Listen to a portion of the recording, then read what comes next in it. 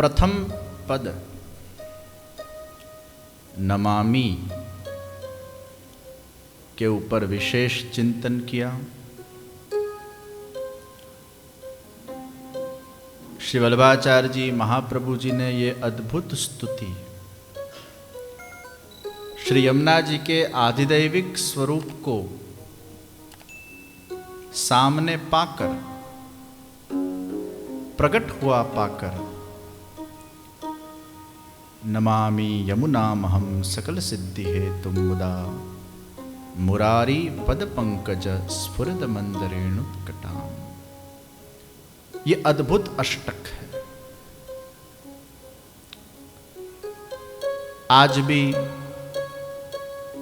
वैष्णव नित्य यमुनाष्टक का पाठ करते हैं। अधिकांश वैष्णव समाज के जो भी लोग रहते हैं उनको शायद सब षोडश ग्रंथ आते हो या ना आते हो, लेकिन यमुनाष्टक तो आता ही है। तो वल्लभाधीश महाप्रभु जी की जो वल्लभ गीता अर्थात षोडश ग्रंथ है, वो षोडश ग्रंथ का प्रथम ग्रंथ वो यमुनाष्टक है। अर्थात पुष्टि मार्ग के अंदर अगर आगे बढ़ना हो तो सविशेष सर्वप्रथम श्री यमुना जी की कृपा अनिवार्य है। इसलिए प्रथम ग्रंथ के रूप में यमुनाष्टक को रखा गया और शुरुआत हुई नमामि। गोसाई जी ने बहुत सुंदर श्री यमुनाष्टक के ऊपर टीका लिखी। हरिराय जी, पुरुषोत्तम जी आदि ने भी टीकाएं लिखी और वो टीकाओं में कहा गया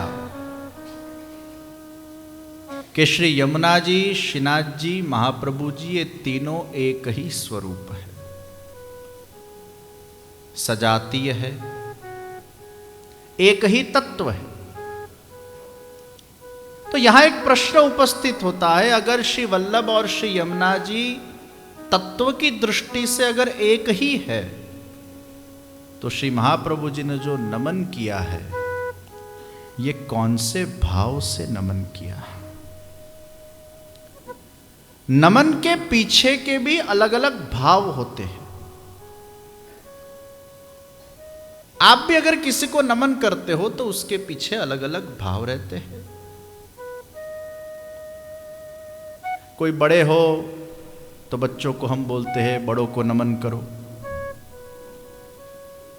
तो बच्चे जब बड़े को नमन करते हो तो केवल वो उम्र का जो फासला है उसके आधार पर नमन करते हैं। उनके मन में और कोई दूसरा विशेष कोई भाव नहीं होता है। बस ये बड़े हैं इसलिए सिर झुकाओ, बड़ों को धोख लगाओ, नमन करो। एक दूसरा भाव है, अगर आपको किसी के अंदर आदर है और आदर भाव से आप नमन करते हो, यह आदरणीय व्यक्ति है, इनको नमन करना चाहिए। एक है बड़े हैं इसलिए नमन करना पड़ेगा, एक है ये आदरणीय है इसलिए नमन करना चाहिए। और जब वो आदर के साथ वहां श्रद्धा सम्मिलित हो जाती है तो पड़ेगा नहीं, चाहिए नहीं, नमन हो जाता है। क्योंकि श्रद्धा, भाव, प्रेम और उसके साथ आदर सिर को सहज झुका देता है।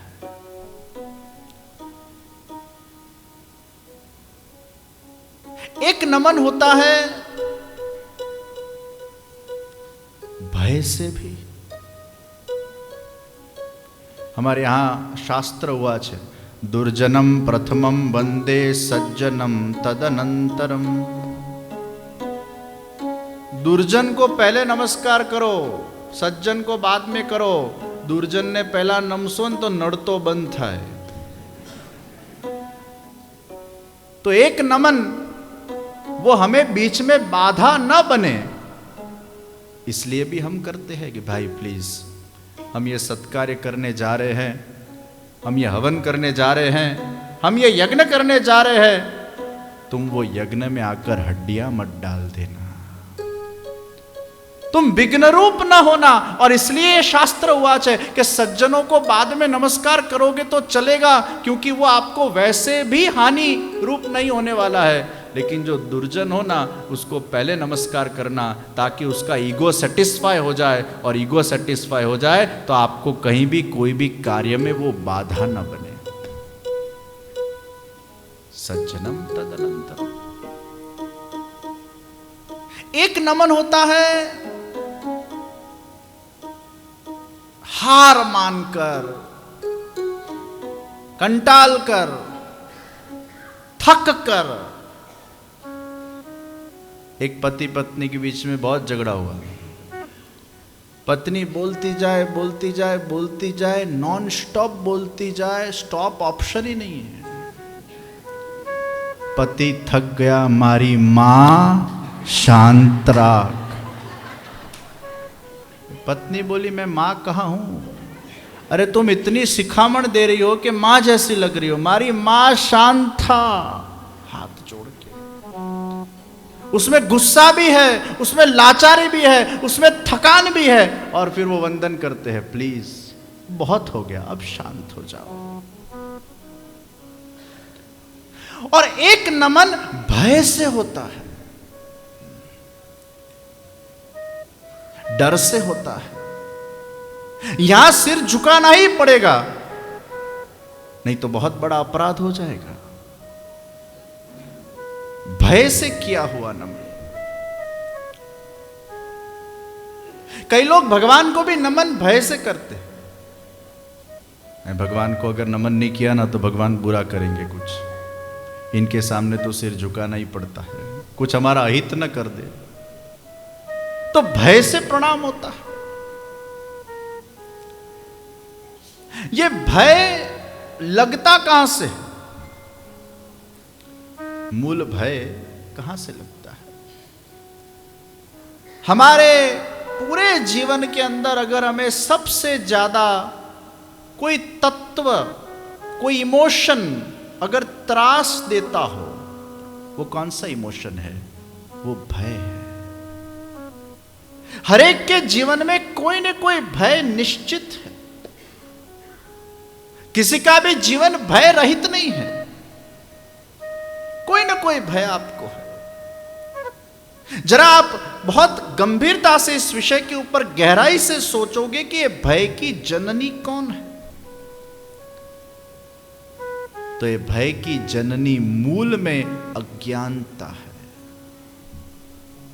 Ignorance gives you fear. आप देखिए छोटे बच्चे होते हैं, वो क्यों इतने भयभीत हो जाते हैं? आप देखिए सबसे ज्यादा अगर कोई भयभीत होता हो तो छोटे बालक होते हैं, क्योंकि छोटे बालक में अज्ञानता है।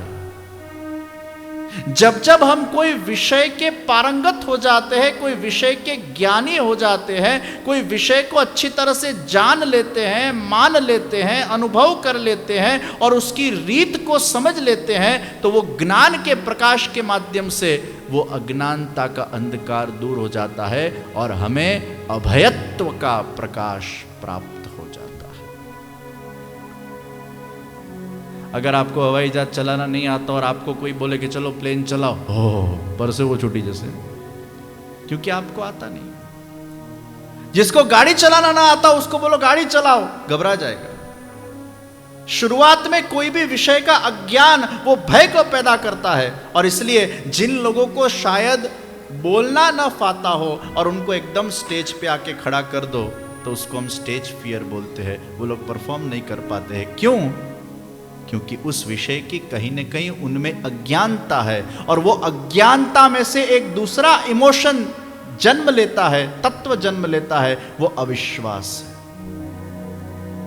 भय अज्ञानता से पैदा होता है, भय अविश्वास से पैदा होता है। या तो अपने खुद के अंदर विश्वास की कमी है या परमात्मा के ऊपर विश्वास की कमी है। ये विश्वास की कमी के कारण भय का जन्म होता है।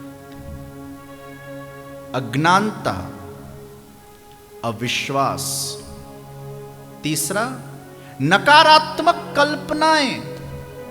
और चौथा, वर्ष से वर्ष कंडीशन या सिचुएशन को स्वीकार करने का अभाव की वृत्ति, ये चार मूल भय के विषय हैं। तो पहली अज्ञानता। जितने आप मैच्योर होते जाते हो, आप भय से मुक्त होते जाते हो। और इसलिए आप देखिए, छोटा बालक भयभीत भी जल्दी होता है, और वो भयभीत होने के कारण फिर रोता भी जल्दी। ये रुदन भी एक भय का प्रकार है, ये बुरा लगना भी एक भय का प्रकार है। छोटी छोटी बात के ऊपर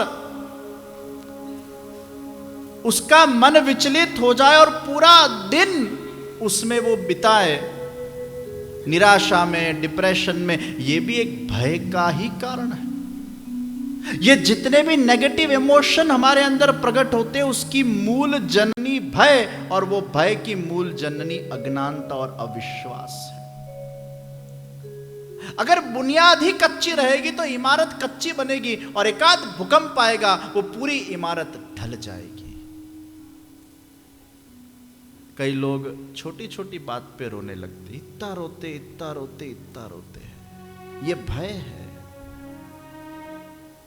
क्योंकि बालक बुद्धि लोग ही छोटी छोटी बात पर रोने लगते हैं। जैसे बालक रोता है वैसे व्यक्ति रोते। लेकिन याद रखना, रोने का भी अलग अलग प्रकार है।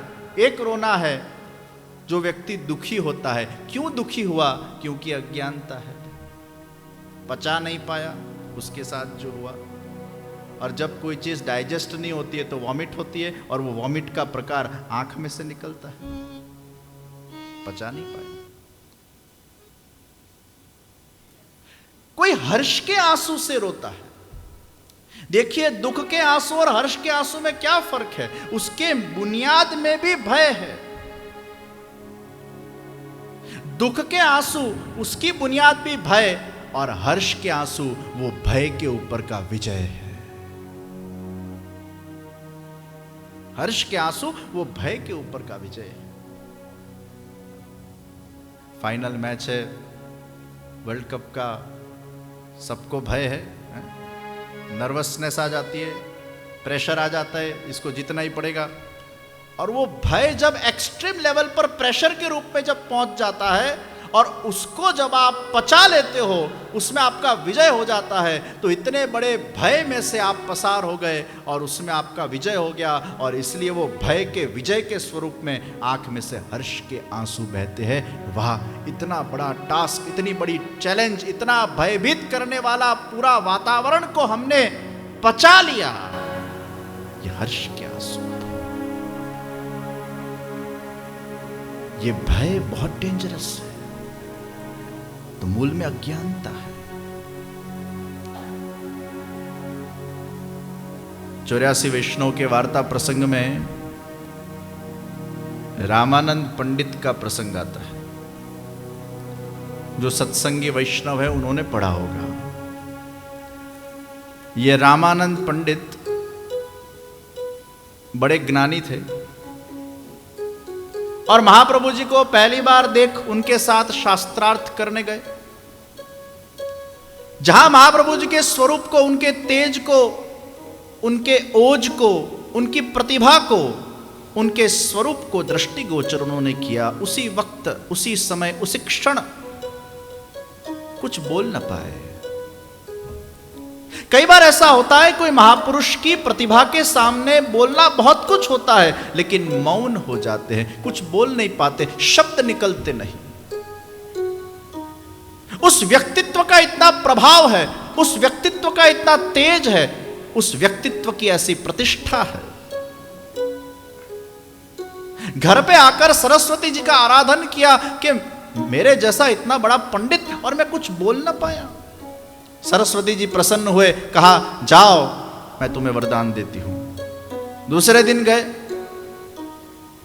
पुनः शास्त्रार्थ करने के लिए, वापस कुछ बोल ना पाए। घर पे आके सरस्वती जी के साथ मीठा झगड़ा किया, आपने मुझे वरदान दिया था कि तुम बोल पाओगे। सरस्वती जी ने कहा, मैंने मनुष्यों के साथ शास्त्रार्थ करने के लिए तुम बोल पाओगे, ऐसा वरदान दिया था। ईश्वर के साथ के शास्त्रार्थ का वरदान नहीं दिया था। श्री वल्लभ तो ईश्वर है, भगवान के मुखारविंद के अवतार है, भगवान के मुख में से प्रकट हुए, अर्थात मुखारविंद स्वरूप है, मुखाग्नि स्वरूप है। और यह अग्नि, वो वाणी अग्नि में से प्रकट होती है जो मुख के अंदर रहती है, वो तो साक्षात वाक्पति है। तब जाकर रामानंद पंडित श्री वल्लभाधीश महाप्रभु जी के शरणागत हुए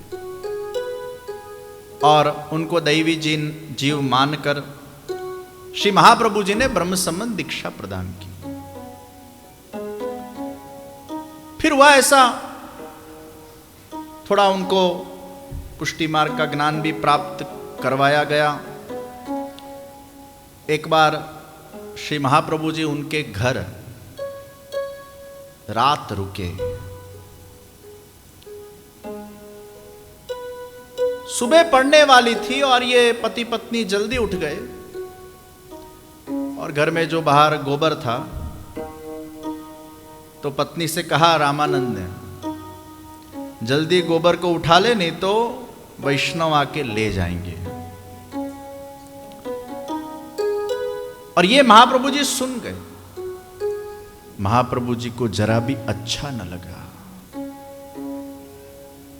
सोचा तुमने वैष्णव का अपराध किया, कोई वैष्णव आके ले जाएगा, ऐसी सोच, ऐसी संकुचित सोच, ये नैरो माइंडेडनेस, ऐसी संकुचित एक परिकल्पना और एक ऐसा परिकल्पना में से नकारात्मक विचार, मूल उसका भय। देखिए मूल में क्या है? भय है, वैष्णव आके ले जाएगा। और वो अज्ञानता के वश ऐसे शब्द जब उनके मुख में से निकले, श्री महाप्रभु जी को लीला करने के लिए क्रोध पैदा हुआ। क्रोध भी लीलात्मक है। और महाप्रभु जी ने कहा, रामानंद जा, मैं तेरा त्याग करता। रोष दुखपात संप्लुष्ट भक्त द्वित भक्त सेवित। कोई भी भक्तों का अपराध, वैष्णव का अपराध अगर कोई करे, वो महाप्रभु जी को कतई पसंद नहीं है। रामानंद पंडित के मन में विचार आया होगा, इतनी छोटी सी बात के ऊपर श्री महाप्रभु जी ने मेरा त्याग कर दिया। मुझे कोई दंड दे देते, मुझे कुछ फटकार देते, मुझे कुछ दो बातें कह देते, मेरे पर भले क्रोध कर लेते, लेकिन खाली मैंने इतना ही कहा, ये गोबर संकेल लो, नहीं तो कोई वैष्णव ले जाएगा, इसमें मेरा कौन सा बड़ा अपराध हो गया। देखिए महापुरुष कई बार जो कुछ भी करते हैं उनके पीछे एक बहुत बड़ा रहस्य होता है। हम हमारी ओछी बुद्धि से, अज्ञान बुद्धि से, अविश्वासमिता बुद्धि से कई बार उनको समझने में बहुत बड़ी भूल कर जाते हैं। हमारी बुद्धि इतनी लंबी नहीं होती है। वो शब्दों पे गए, उनको मिसअंडरस्टैंडिंग पैदा हो गई। राम भगवान ने भी धोबी के कहने पर सीता जी का त्याग किया।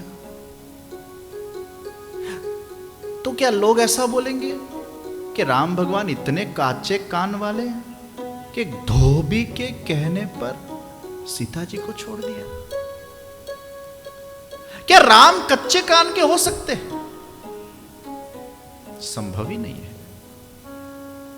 जिन लोगों को राम कच्चे कान के लगे, शायद उनके कान कच्चे हो सकते हैं, वो उनकी अज्ञानता है।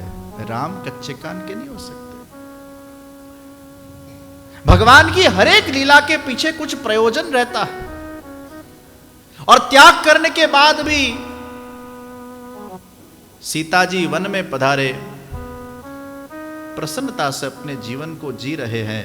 जरा सीता जी को जाके कोई पूछे कि राम ने आपका त्याग किया तो आपको कैसा लगा, वो तो प्रसन्न है।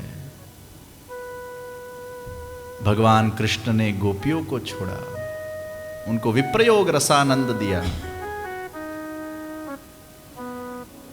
तो लारी के ऊपर पान में चूना लगाते लगाते लोग कमेंट करते हैं, देखो कृष्ण ने तो गोपियों को छोड़ दिया, ऐसे कृष्ण।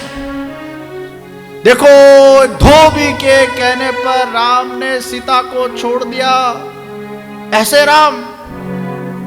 पान के ऊपर चूना लगाते लगाते राम और कृष्ण के ऊपर कमेंट करता है, भाई तू गोपियों जिन पूछने गोपियों की प्रॉब्लम छे ना, सीताजीन की प्रॉब्लम छे ना, तो चूना लगाड़ता लगाड़ता तने शू प्रॉब्लम छे। ये ओछी बुद्धि के लोग होते हैं जो भगवान की लीलाओं को मिस इंटरप्रेट करते हैं, अपनी बुद्धि से उसका मापदंड तय करते हैं कि ईश्वर को ऐसा नहीं करना चाहिए। इधर तू कौन है बोलने वाला? विराट कोहली खेलने आएगा और आउट हो जाएगा तो कमेंटेटर बोलता ऐसे नहीं, ऐसे तुझे रमवा जा, तू रम। रमवानु तने ठिकाना ना दिन, तू क्या बोल बोल करे भाई।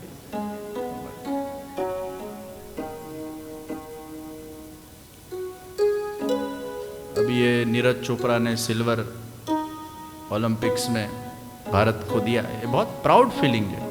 और उसने बेचारे ने कुछ फाउल्स किए, एकाद फाउल ना કર્યો હોત तो गोल्ड मળી जात, तू जा फेंक। जिंदगी में फेंकवा गयो છે કે ફેંકો કેટલું કટે છે।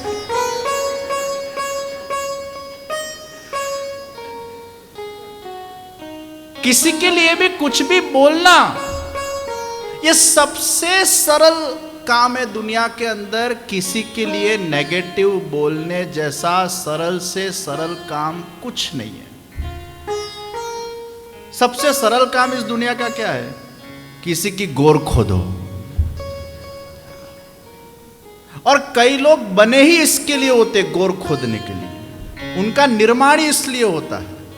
जहां देखो वहां गोर खोदते हैं, जहां देखो वहां क्रिटिक्स क्रिटिक्स क्रिटिक्स। उनको कुछ अच्छा दिखाई नहीं देता है, सब कुछ नेगेटिव ही दिखाई देता है।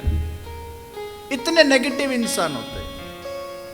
ये जितने नेगेटिव इंसान आपके जीवन में है ना, उनके अंदर ये भर भर के अज्ञानता भरी हुई है। रामानंद पंडित को लगा कि महाप्रभु जी ने क्यों मेरा त्याग किया। उन्होंने सब कुछ छोड़ दिया और फिर महाप्रभु जी ने उनको भागवत जी की सेवा दी थी। भागवत जी की सेवा करना, खाली एक संस्कार उनके अंदर रहा कि मैं जो भी खाऊं मन से भोग धर के खाऊं। हलवाई की दुकान पे गए, जलेबी ली, सोचा श्रीनाथ जी को याद कर लूं, तो मन से श्रीनाथ जी को याद किया। और महाप्रभु जी उस वक्त ठाकुर जी की सेवा में थे, भोग धरे हुए थे, भोग सराकर आचमन मुखवस्त्र करने पधारे और देखा तो जलेबी का एक टुक ठाकुर जी के मुंह पे लगा हुआ। प्रभु के मुखारविंद पर यह जलेबी का टुक लगा हुआ है। श्री वल्लभ ने पूछा, हे श्याम सुंदर, ये जलेबी का टुक कहां से आया? कि आपके ही सेवक ने मुझे जलेबी भोग धरी मन से और मैंने उसका स्वीकार कर लिया।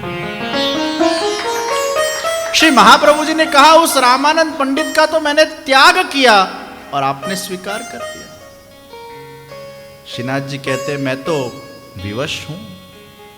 आपने उस जीव का मेरे साथ ब्रह्म संबंध करवाया और मैंने आपको वचन दिया है कि जो जीव का मुझ परमात्मा के साथ का ब्रह्म संबंध होगा मैं उसे कभी भी नहीं छोड़ूंगा, ये मेरा वचन है।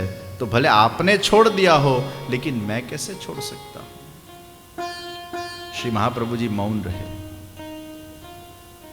श्रीनाथ जी ने श्री महाप्रभु जी को भी मनोमन बताया कि शायद अगर आप मेरी परीक्षा ले रहे हो हे वल्लभ, तो इतना विश्वास रखना कि एक बार जो जीव का मुझसे संबंध होता है उसको मैं कभी भी छोड़ता नहीं। श्री महाप्रभु जी बैठक में जाकर विराजे दामोदर दास हरसानी जी के पास, और हरसानी जी को ये सब बातें कही तो हरसानी जी ने पूछा, हे वल्लभ प्रभु, तो क्या आप उसका वापस स्वीकार नहीं करोगे? 1,00,000 जन्म हो जाए फिर उसका स्वीकार करूंगा। और ये बात जब रामानंद पंडित तक पहुंची, उसके अंदर जो गुरूर था, अज्ञानता थी, नेगेटिविटी थी, वो सब निकलने लगी। उसके अंदर ये भाव पैदा हुआ, श्री वल्लभ ने मेरा त्याग इसलिए किया, मुझे ये शिक्षा रूपी दंड देने के लिए, ताकि दूसरी बार मैं कोई वैष्णव के साथ ऐसा अभद्र व्यवहार न करूं, कोई वैष्णव के प्रति ऐसी दुर्भावना व्यक्त न करूं, कोई वैष्णव को मैं हानि न पहुंचाऊं मेरे शब्दों के माध्यम से। ये भावना रामानंद पंडित के अंदर प्रकट हुई, उनके अंदर दैन्य प्रकट हुआ, और रात को सो गए और स्वप्न में 1,00,000 जन्म उनको भुगतने में आए, और फिर जाकर महाप्रभु जी के शरण में आए, और महाप्रभु जी ने उनका पुनः स्वीकार किया। कई बार हमारे जीवन में आने वाला जो दुख और कष्ट है वो स्वप्न में भगवान भुगतवा लेते हैं, और इसलिए कहा गया, अगर आपके सपने में अगर आपको ऐसा दिखता है कि आप एकदम जल रहे हो, आप चिता के ऊपर लेटे हुए हो, उसको शुभ मानना। कोई मृत्यु तुल्य कष्ट आया होता है, भगवान स्वप्न के माध्यम से दूर कर देते हैं। श्रीनाथ जी ने भी उस जीव का त्याग इसलिए नहीं किया क्योंकि महाप्रभु जी ने उसका त्याग अंतःकरण से नहीं किया था, केवल दिखावे के लिए किया था, शिक्षात्मक किया था। इसलिए महापुरुषों की जो लीला होती है उसमें वो दिल से नहीं दंड देते, वो दिखावे के लिए दंड देते हैं। वो दंड भी एक दिखावा, एक एग्जाम्पल सेट करने के लिए, दूसरों को समझाने के लिए। कोई भी ऐसा दोष होता है उसका इस प्रकार का दंड दिया जाता है। और इसलिए जब जब भगवान के गुरु हम पर गुस्सा होते हैं उसको हम पुण्य प्रकोप कहते हैं। ये पुण्य प्रकोप है, उसको हम पॉजिटिवली लेते हैं, उसको हम नेगेटिवली नहीं लेते हैं। गुरु के प्रति या ईश्वर के प्रति हमारा अविश्वास जाहिर नहीं करते हैं, विश्वास रखते हैं, ज्ञान भी रखते हैं, और उसको सकारात्मकता से शिक्षा के स्वरूप में उसको लेकर हम भी प्रसन्न रहते हैं, और हमारी भूल का स्वीकार करके दूसरी बार ये भूल न हो उसके लिए हम वचनबद्ध होते हैं। ये भावना उसमें रखी जाती है। लेकिन जो अज्ञानता वाला है, अविश्वास वाला है, नकारात्मक कल्पनाएं उसके अंदर पैदा होने लगती है भय के कारण। ऐसा होगा तो ऐसा होगा तो ऐसा होगा तो, इतना लंबा सोच लेते कई लोग तो। और चौथे नंबर पर वर्ष कम से वर्ष जो हमारे साथ हो उसका अस्वीकार करने की वृत्ति। ज्यादा से ज्यादा क्या होगा तो ये होगा, उसको अगर हम पहले से स्वीकार करके रखें, प्री मेडिटेट करके रखें, तो भय में से मुक्ति हो सकती है। तो याद रहे, अज्ञानता जब धीरे धीरे ज्ञान जीवन में प्रकट होने लगता है, सत्संग के माध्यम से, भगवत कथा श्रवण के माध्यम से, जैसे जैसे व्यक्ति के जीवन के अंदर वो ज्ञान प्रकट होता है, भय रहित इंसान होता रहता है। जैसे जैसे प्रभु में उसका विश्वास बढ़ता जाता है, भय रहित होता जाता है। उसकी नेगेटिव परिकल्पनाएं पॉजिटिव बनने लगती है, क्योंकि प्रभु के ऊपर के विश्वास से उसका आत्मविश्वास भी बढ़ जाता है। फिर वो नेगेटिव नहीं सोचेगा,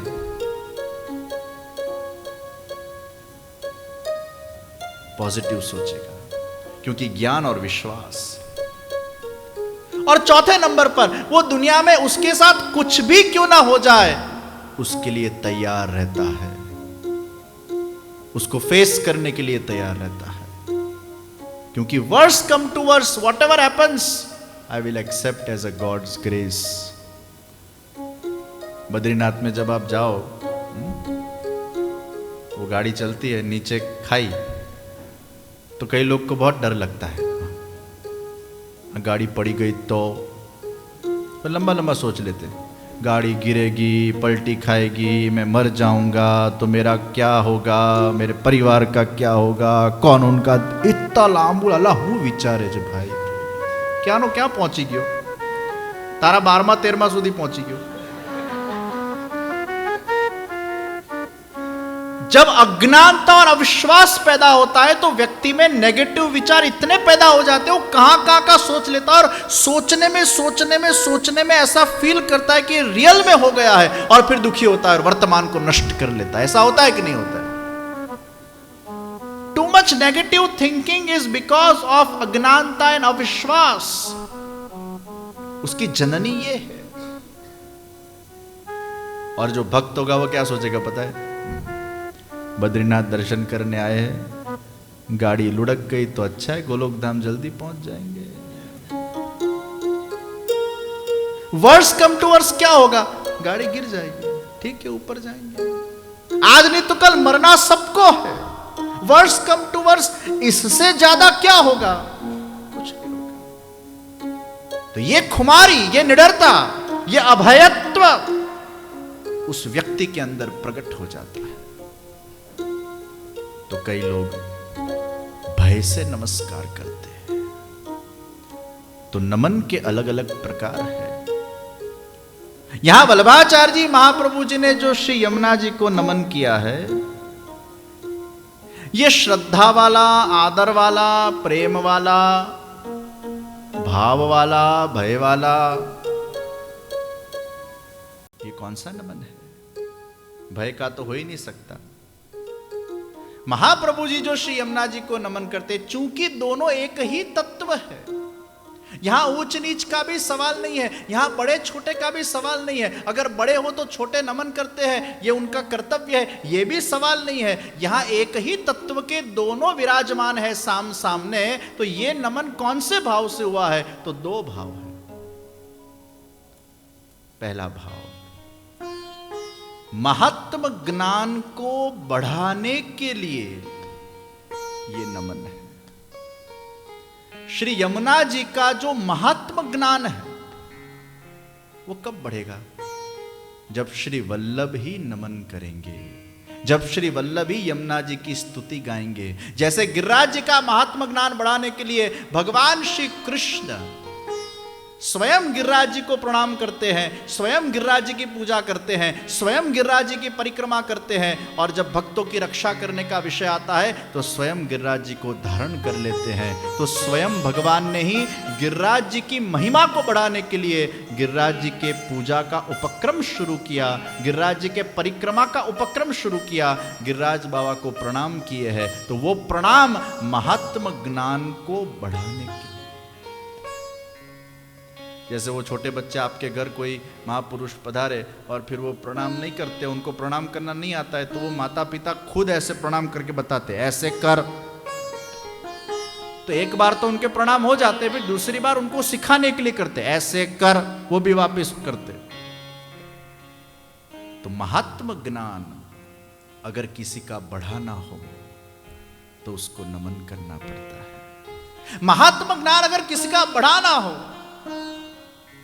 तो उसके गुणगान गाने पड़ते हैं, उसकी स्तुति करनी पड़ती है।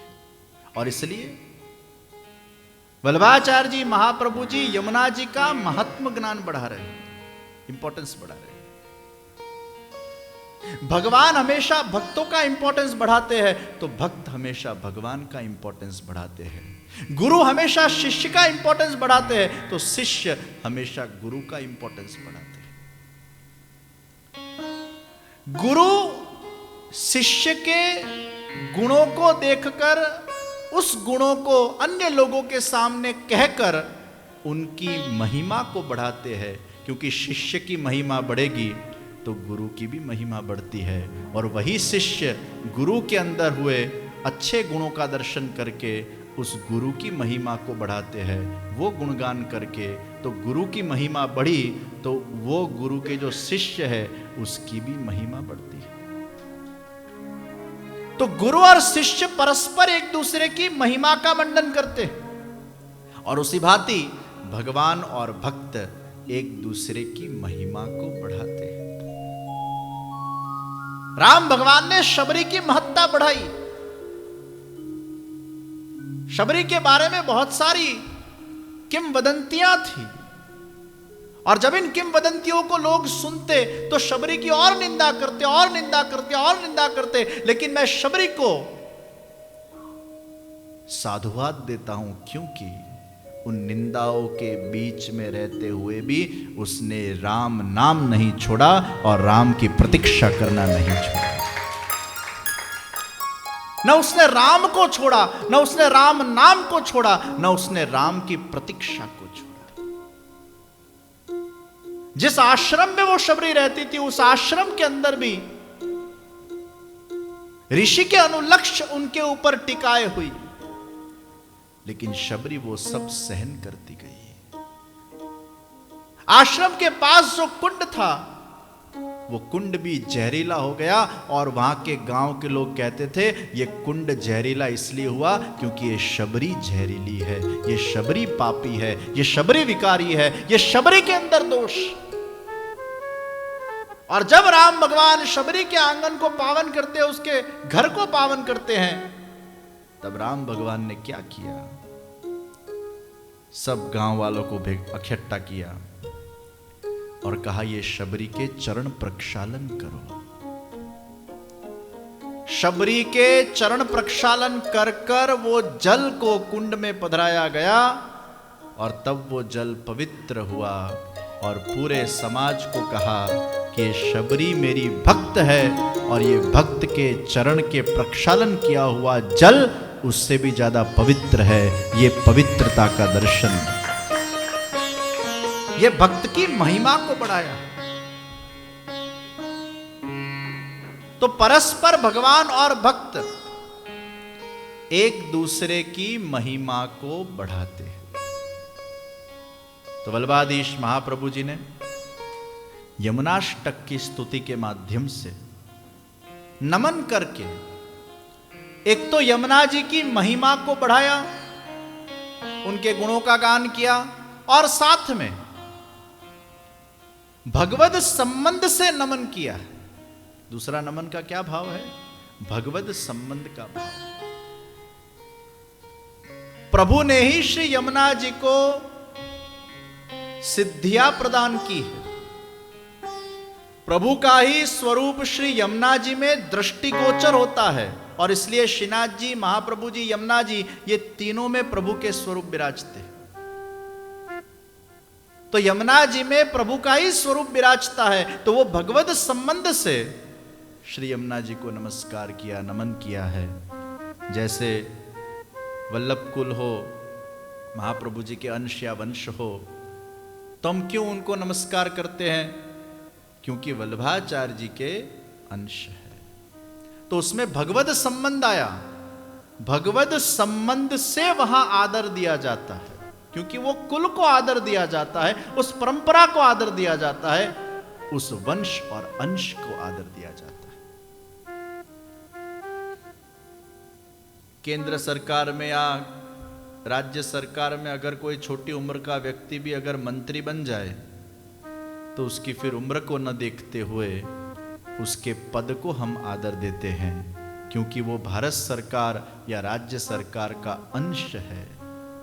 उसी भांति भगवत संबंध से वहां नमन है। तो महाप्रभु जी ने श्री यमुना जी की स्तुति की, नमामि यमुना महम सकल सिद्धि है तुम बदा। आज के सत्र को यहीं विराम देते हुए आगे यमुनाष्टक के अलग अलग श्लोकों के ऊपर, पदों के ऊपर विस्तार पूर्वक चिंतन करते करते ये श्रृंखला को हम आगे बढ़ाएंगे। तो आज के सत्र को यहीं विराम दे। आइए भाव से बोलो श्री कृष्ण कन्हैया लाल की, श्री वल्लभाधीश की, श्री गिरिराज धरण की, श्री यमुने महारानी की, श्रीनाथ जी प्यारे की, श्री बाल कृष्ण लाल की, श्री राधे